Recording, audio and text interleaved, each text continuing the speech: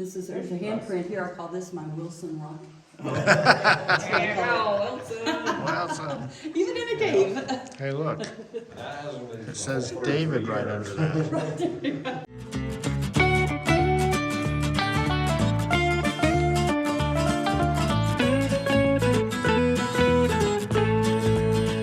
Hi, everyone.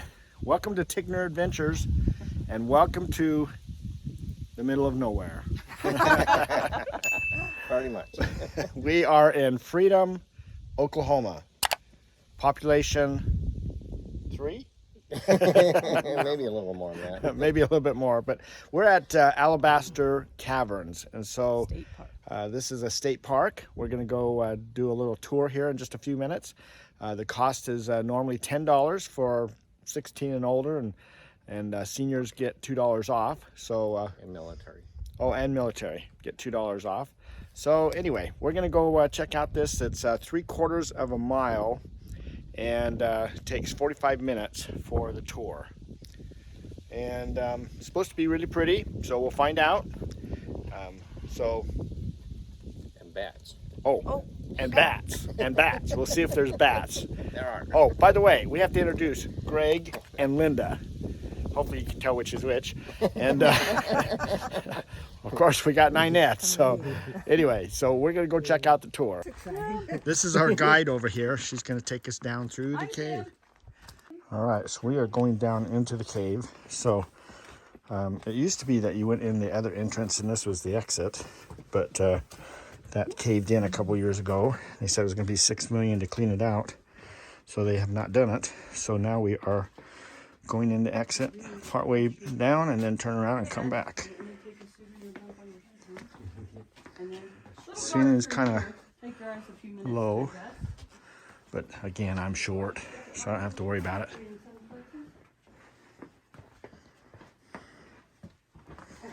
Oh, sure feels nice down here though, considering outside is 95. So this is Alabaster Caverns. That's alabaster rock, which is a form of gypsum, a compressed form of gypsum. You'll notice as we go through, we don't have stalactites and stalagmites in here. Very different than limestone. If you've been through that, that's what people associate caves with.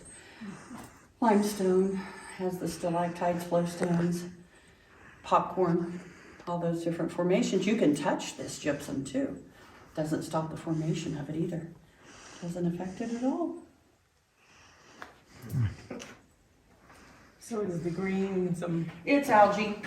It's just good old photosynthesis taking Who place. found this? We have no idea who discovered it. No. We know people were coming through as early as the land run right around the 1890s. I'm sure well before that, just not any record of it. And then there was a gentleman named Charles Grass. He had it. He was a private owner. And he had it from 1939 until he sold it to the state of Oklahoma on September 1st, 1953. So are there any other caves in this area? Oh yeah, we have 6 caves total on this park. This is the largest. And we have 4 other caves that are primitive that we allow people to speed along through. They range from 550 feet to 1,600 feet in length. And they can do that if they have the proper equipment and by permit through our office. And then we have our smallest cave on the park called Water Cave, and they can camp in the mouth of it. And then there are hundreds more out there on private land. This was all formed by the Permian Sea over 200 million years ago, geologists tell us. And that sea extended from what we now know as the Gulf of Mexico into the central state of Nebraska, and it covered about 100,000 square miles. And once that uplifting occurred, after that evaporation process and uplifting occurred, it allowed other water sources to flow through this. All of this being formed by water erosion and shifting through the years. So where would the bats be? The bats are here. There goes one flying right past in front of us, buzzing by. They like to stay in the other rooms in the cave through the summer months, so we don't see them hanging along the ceilings much at all.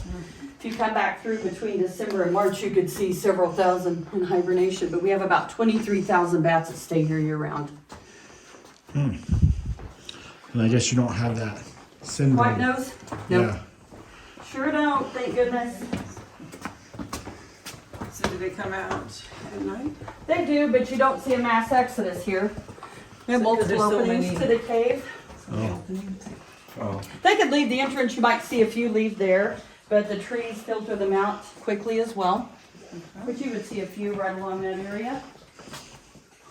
We have a Myotis velifer bat, that's our most common species. Big brown bat, big-eared bat, and a tricolored bat that stay in this cave. Yeah, I get a grip on you, it's not a bat, you're good. Yeah. This is another stream flowing above this portion of the cave. Right here, this water seeps continuously. And that's about as large of a stalactite we get. We're able to see that you see that deposit, and then you look right here beneath it along this gypsum, and you see that crustacean rests on the rock. It gives it the effect of gypsum coral.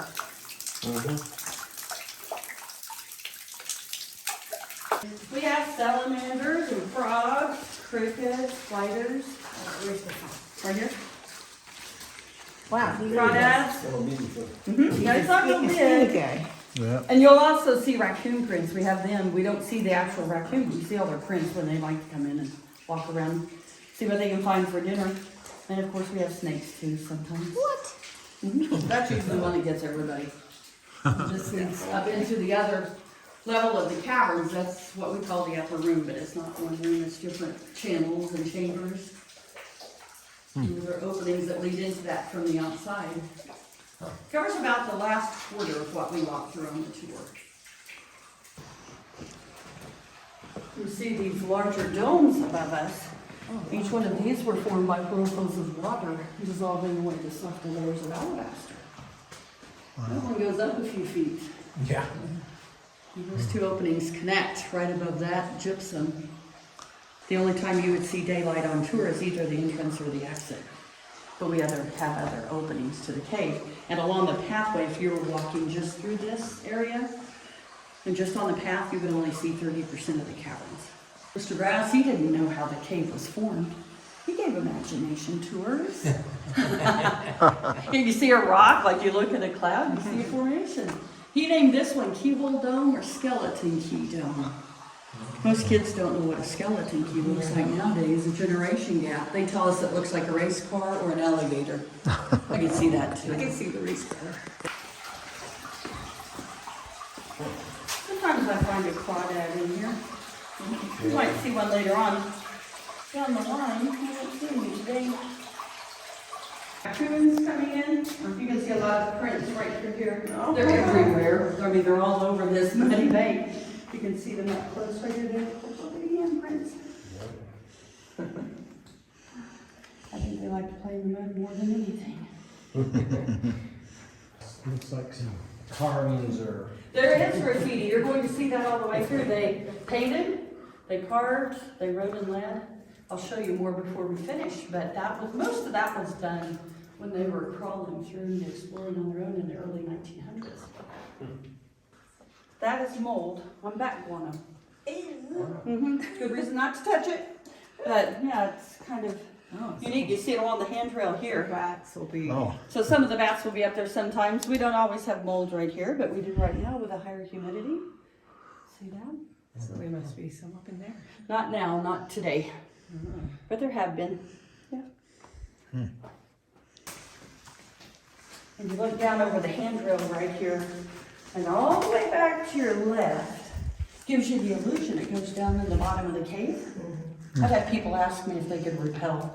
I told them, I said, you go right ahead. You don't need much of a rope. They kind of look at me like I'm crazy. But you show this to them, it looks like it goes down about 50 feet right through here. It's only about 6 inches deep. Not too far down. You get your knees up to your chin really fast. That's a pretty good illusion right there. It is a good optical illusion.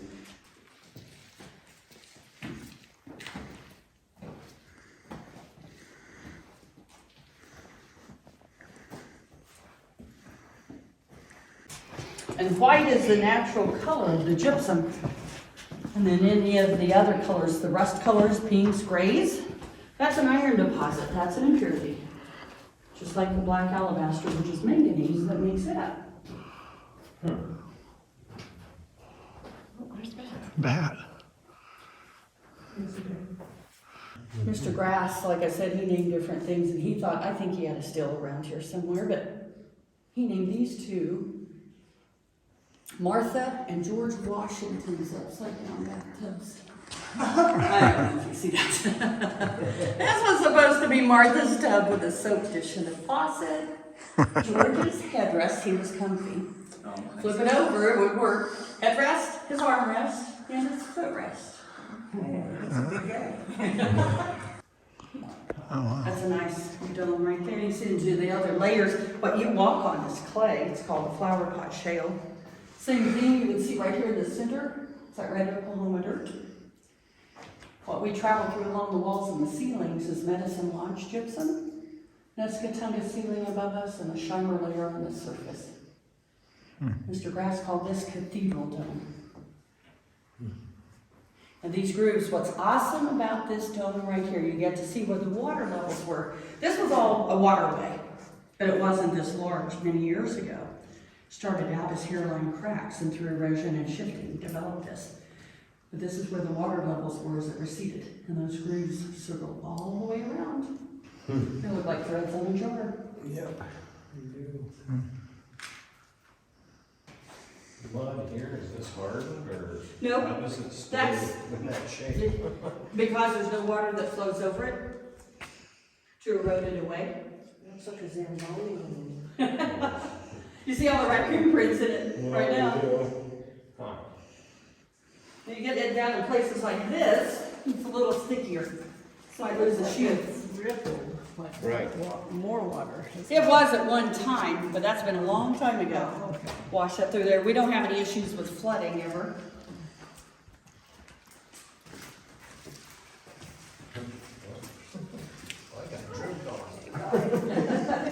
That was a bat flying Oh, over. that's just where the I got my bathrooms. shower. That's where the bathrooms are. It's okay. That wasn't the spring, that was the Right, back. right, there you go. Yeah. I always tell people our cave has a really big heart. You see it up here? Oh, Yeah. yeah. 2 whirlpools helped develop this. Almost perfect. See another heart being formed right there. Started, came back around, finished out here at the top, and a smaller half heart right in the center. Oh, double time.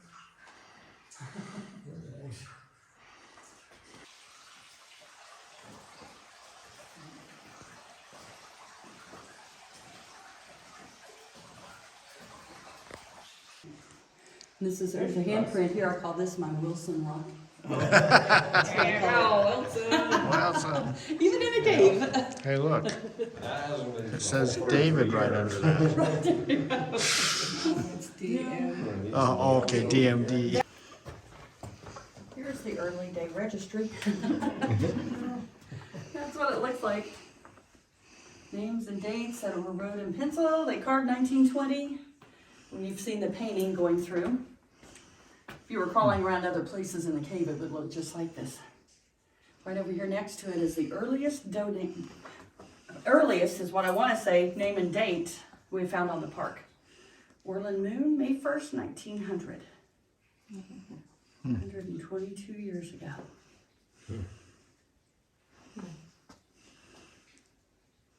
Well, we're alive. We made it. So Yeah, it was fairly easy. Kim was our guide. She did a really nice job. She went pretty slow, but I mean, slow enough we could at least enjoy it. So that was kind of fun. So Well, there's Anyway. only the 4 of us, so it was real Yeah. personal. We stopped and asked questions every time we wanted to. yeah, that's the nice thing when it's a small group like that, huh? Compared to the big stuff. So anyway, they do get really busy in the summer, so they'll have 40 people going through every hour all day long. But right now it's just a few every once in a while during the day. So My anyway, favorite part was that we saw bats. we saw bats. That was my worst. What's your favorite part? The bathtubs. The bathtubs, The yeah, upside down down bathtub. for Martha and George. George I Washington. thought it would be Yeah. the double hearts. Oh, and That the was, double I hearts. love the heart one. And double Yeah, That was pretty cool. that's pretty cool. So anyway, Neat formations. well, anyway, so we're just gonna close it out at that. So thanks for coming along, and we had a lot of fun, and we hope to see you down the road somewhere. And if we don't, then maybe on our next video somewhere. So Greg always says, see us on our next adventure. Yes, So, there you go. He's trying anyway, to change us. yeah, bye.